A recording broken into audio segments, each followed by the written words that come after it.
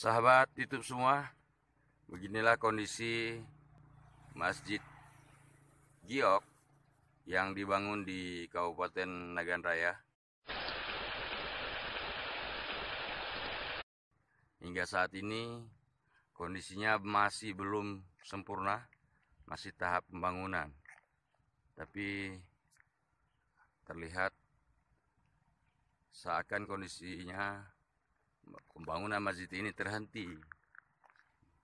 Belum kita ketahui mengapa ada kesan pembangunan ini terhenti, meskipun sempat sebelumnya masjid ini sudah memiliki nilai eksotis yang tinggi dan sudah terpublish ke berbagai tempat.